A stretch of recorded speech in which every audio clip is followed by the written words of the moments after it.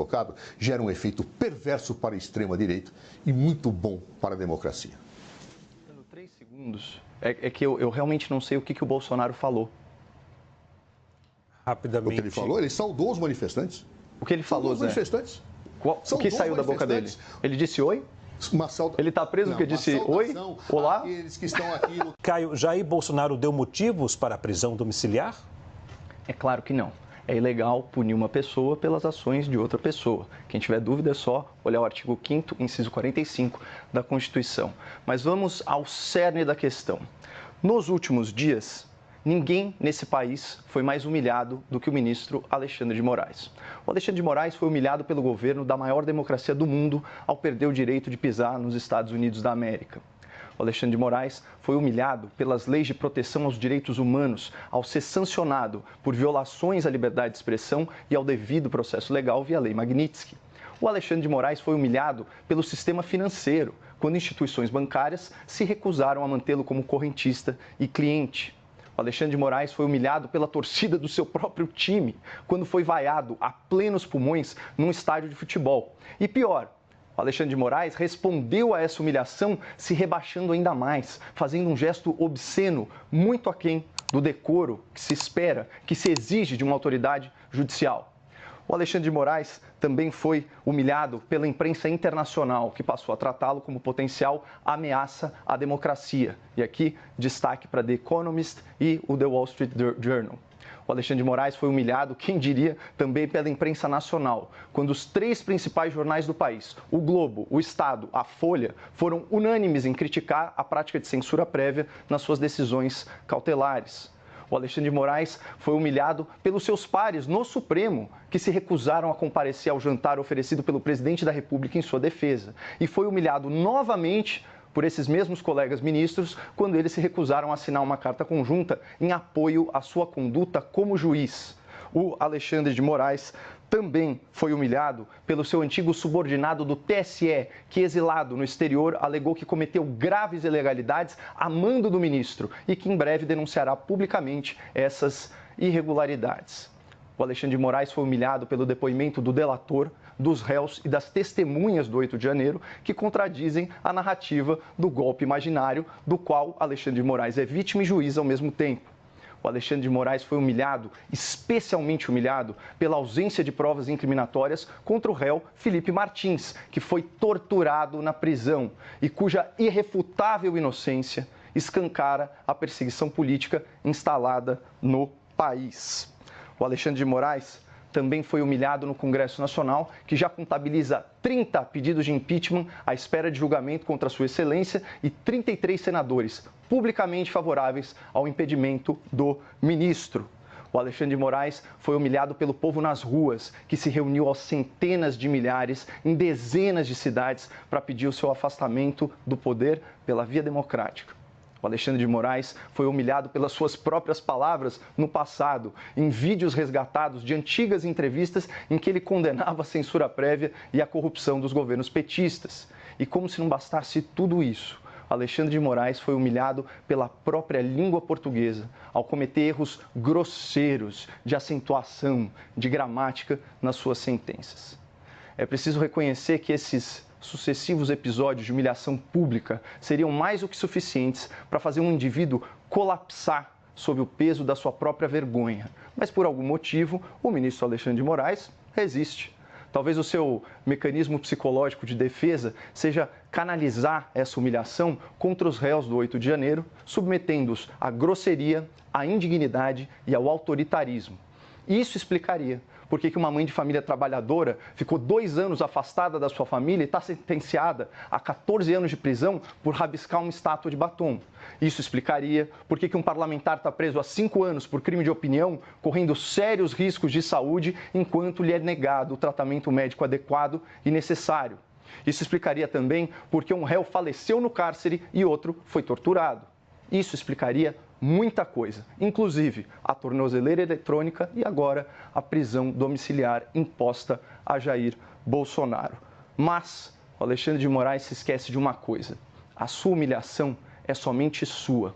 A sua humilhação pública não pode ser passada adiante. ela não diminui quando ele abusa da sua autoridade para humilhar outras pessoas. A humilhação de Alexandre de Moraes é intransferível, assim como seus dólares.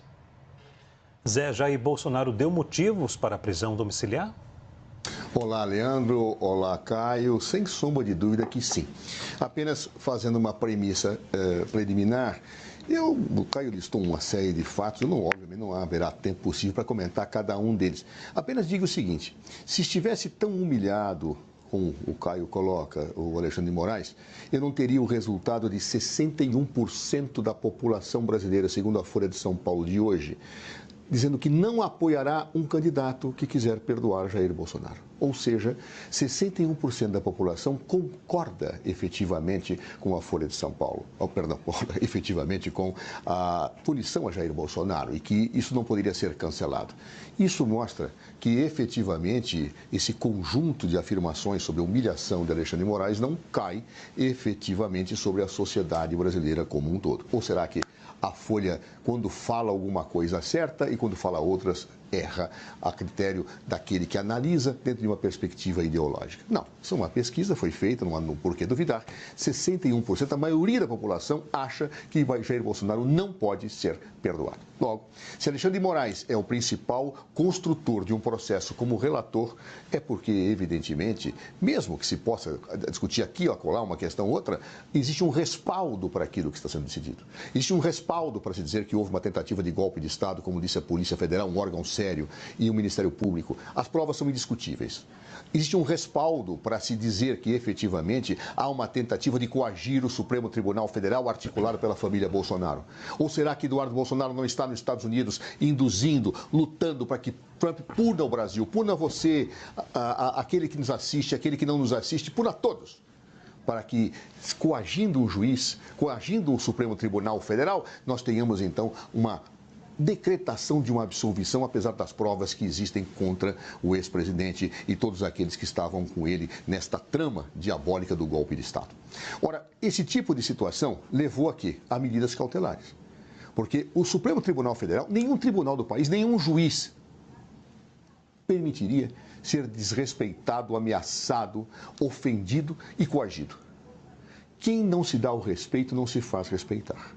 O Supremo Tribunal Federal tinha o dever de tomar medidas cautelares em relação àqueles que estão ameaçando obstruir a justiça, ameaçando seus membros e instigando uma potência estrangeira a violentar a nossa soberania. Tinha o dever e fez. Alexandre de Moraes tomou uma decisão impondo medidas cautelares, o que foi respaldado pelos ministros da turma que aprecia este caso. Muito bem, e daí? E daí? Aí vem a pergunta. Havia motivos para a prisão domiciliar? Bem, tomando-se a decisão que foi respaldada pela turma do Supremo Tribunal Federal e que não é só monocrática do senhor Alexandre de Moraes, mas foi respaldada por todos os ministros, o que eu tenho? Eu tenho efetivamente que havia motivos. Por que havia motivos? O que diz a decisão de Alexandre de Moraes, que nós interpretamos desde o primeiro dia, é que ele não poderia utilizar entrevistas ou utilizar as redes sociais para pura e simplesmente coagir o Supremo Tribunal Federal ou instigar a população a fazer. Era isso que não podia fazer, claro, pois ele fez. Num primeiro momento, ele esteve lá, uma fala na Câmara dos Deputados, mostrando sua tornozeleira, etc. Alexandre de Moraes pediu aos seus advogados que manifestassem, e os advogados disseram, olha, ele não tinha intenção, não era nada disso. E Alexandre de Moraes disse, bom, é um fato isolado, até agora ele vem cumprindo o direito, não vou fazer nada. Mas eis que, durante este fim de semana, nos atos que se promoveram para apoio exatamente àquilo que Donald Trump fez em relação a violentar a soberania do país, ele utiliza sua imagem, saúda manifestantes pelo telefone. Clara transgressão à prisão domiciliar. Tanto isso é verdade que o próprio senador Flávio Bolsonaro, quando se dá conta do que estava feito, apaga o seu post, para que não houvesse prova da violação, mas a prova já havia. Então, portanto, motivos claros para a prisão domiciliar, indiscutivelmente, que, acredito eu, haverá de ser respaldada também por esses 61% de pessoas que dizem que não se deve não punir Jair Bolsonaro. Agora, Caio, como a prisão domiciliar de Jair Bolsonaro impacta 2026? Na verdade, é uma tentativa de impactar a eleição de 2026, porque não se trata aqui simplesmente da prisão domiciliar, ou seja, uma restrição na liberdade de ir e vir, mas sim uma sanção de mordaça que torna o réu incomunicável. E, portanto, uma medida absolutamente ilegal, porque veda a censura prévia, veda, inclusive, o direito à ampla defesa, porque dificulta a comunicação com advogados. Enfim, é uma coleção de ilegalidades. Mas só para retomar o último ponto do Dr. Zé Eduardo, punir Jair Bolsonaro ou julgar Jair Bolsonaro ou qualquer outro réu é muito diferente de castigar ou de encampar uma vendetta pessoal politicamente motivada contra um réu, ou, nesse caso, contra Jair Bolsonaro. Já que é para a gente se fiar nos números da Folha de São Paulo, doutor Zé Eduardo, 58% dos brasileiros, segundo a Folha, segundo o Datafolha, 6 em cada 10 pessoas, têm vergonha dos ministros do STF. Só 3 em cada 10 se orgulham. Portanto, receba aí o seu próprio argumento. Eu também destacaria que 29% dos brasileiros, apenas 29%, consideram o governo Lula como ótimo ou bom, enquanto 40% não, consideram ele ruim ou péssimo. Mas eu queria chamar a atenção aqui do nosso telespectador para outras flagrantes ilegalidades, né? Primeiro, dizer o seguinte: como que você pode ter uma medida cautelar? E, nesse sentido, a medida da tornozeleira foi criticada por todos os periódicos da imprensa, porque foi visto censura nessa prática.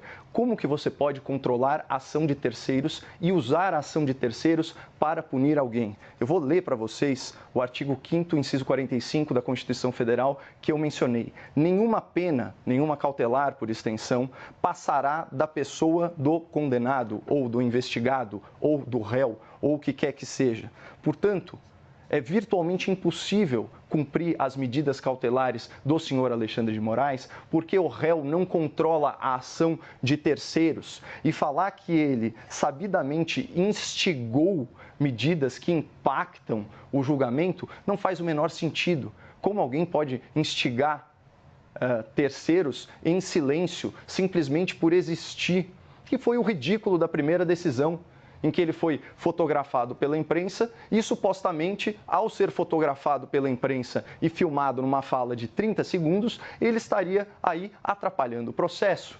E a prova de que a preocupação não é simplesmente cuidar do processo ou garantir a aplicação da lei penal é a medida cautelar de busca e apreensão, numa clara tentativa de pesca probatória. Que é o quê? Aquela sondagem para elementos genéricos que ensejem novas investigações. E depois todos esses processos são arquivados e você vai pensando algumas coisas numa coxa de retalho, como foi o caso da baleia, como foi o caso do cartão de vacinação, como foi o caso das joias, tudo isso arquivado para você montar uma narrativa de um golpe imaginário. Sem falar, só para fechar aqui o raciocínio, que isso é uma grande cortina de fumaça para as denúncias feitas pelo jornalista americano Michael Shellenberger, conhecido como Vaza Toga 2, que denunciam práticas fora dos ritos processuais, né? E eu faço questão de ler o que o juiz assistente do Alexandre de Moraes disse. Despeço-me aqui singelamente que nas audiências de custódia possamos dar a cada um o que lhe é de direito, a prisão. Isso daqui é pré-julgamento, isso aqui não é atitude de juiz de direito. Zé, como a prisão domiciliar de Jair Bolsonaro impacta 2026? Em muito, e por um aspecto que necessita ser explorado. Mas, em primeiro lugar, pesquisas, elas são o reflexo de um quadro de momento. A pesquisa que eu estou comentando é de hoje. Outras pesquisas que se referem a outros números têm que ser atualizadas para serem comentadas, porque podem ter alterado. Claro, então nós temos que olhar os dados de hoje para comentar. Talvez alguns dos dados que tenham sido citados já tenham sido alterados. Segundo lugar, salvo o melhor juízo, os advogados não foram proibidos de falar com Jair Bolsonaro. Me parece, estou citando de memória, que a decisão de Alexandre de Moraes claramente ressalva que seus advogados podem falar com ele. Então, portanto, tentar radicalizar e desviar o conteúdo de uma sentença, de uma decisão, para dizer que há violação ao contraditório em ampla defesa e à prerrogativa de advogado, não me parece correto. Isso está expresso nos termos da decisão, salvo o melhor juízo, se a memória não me trai. Outro aspecto, de fato, o Caio tem uma razão quando ele diz, não, realmente, o Bolsonaro não pode controlar terceiros. Sim, não pode, mas ele pode controlar o seu discurso. É essa a questão. Se uma pessoa sabe que está punida a incitar o povo contra o judiciário, ele pode falar o que quiser, gravar o telefonema que quiser. Só não pode gravar a situação que, em sendo divulgada, vai coagir para o Tribunal Federal. É simples. Ou seja, eu posso falar de tudo, posso fazer até análises quaisquer, mas não jogar efetivamente a população, através da minha fala, contra o Supremo Tribunal Federal. É isso que está proibido. O que foi proibido não foi ele falar com o filho ou o filho transmitir a imagem dele. Não! O que foi proibido foi a saudação que ele fez aos manifestantes contra aqueles que estavam lutando para coagir o Supremo Tribunal Federal e aplaudindo Donald Trump. É isso que ele não podia fazer. É isso que está proibido. Então, óbvio que ele descumpriu a medida cautelar. É evidente. E mais, medidas cautelares, elas são tomadas antes de julgamento, porque senão seriam cautelares, né? A cautela, ela vem antes do julgamento final. Então, não há nenhuma inversão de nada aqui, nem ofensa contraditória em ampla defesa, quando se tomam medidas cautelares. Então, portanto, aí agora eu vou ao cerne da pergunta. Será que realmente prejudica as eleições? Eu acho que prejudica sob uma ótica interessante. Jair Bolsonaro já está fora das eleições, ele já é inelegível. Prejudica, todavia, porque esta prisão ainda coloca mais pimenta na divisão que hoje acontece com a extrema-direita. Nós temos visto Eduardo Bolsonaro criticar duramente Tarcísio, o Nicolas. Temos visto governadores recuarem, não irem ao ato do fim de semana. Ou seja, temos visto, por exemplo, o pastor Silas Malafaia criticar duramente setores da direita. Ou seja, esse processo, ele dividiu, ele fragmentou a extrema-direita na medida em que se esvai a possibilidade qualquer de uma influência de Jair Bolsonaro nas próximas eleições. E isto me parece muito claro, ou seja, este resultado é inafastável. A extrema-direita, que vinha compactando-se em torno de Jair Bolsonaro ao longo do tempo, perdeu seu líder. E ao perder seu líder, cada vez mais vê esse líder afastado do seu próprio movimento, com outros tentando ocupar esse espaço. Isto influenciará profundamente as próximas eleições. Sem embargo, de influenciar também, por outro aspecto, o desgaste que a extrema-direita está tendo. Eu, inclusive, quero ver com muita ansiedade como é que Trump será votado nas próximas eleições dos Estados Unidos da América. Já há analistas que falam que ele vai ser derrotado nas próximas eleições lá. Vamos aguardar, a vida dirá. Eu não tenho bola de cristal para antever o futuro, mas eu acho que tudo isso que está sendo colocado gera um efeito perverso para a extrema-direita e muito bom para a democracia. 3 segundos. É que eu realmente não sei o que o Bolsonaro falou. Rapidamente. O que ele falou? Ele saudou os manifestantes. O que ele falou, Zé? Manifestantes. O que saiu da boca dele? Ele disse oi? Ele está preso porque disse oi? Olá? Aqueles que estão aqui lutando pela liberdade. Não. Por favor, está nos jornais. Se você ler os jornais, você isso coage o Poder Judiciário? Tá bom. Ok, senhores. Se tem uma manifestação que está coagindo alguém e saúda a manifestação, o que é isso? Coação. Óbvio. Coação, claro. Ok.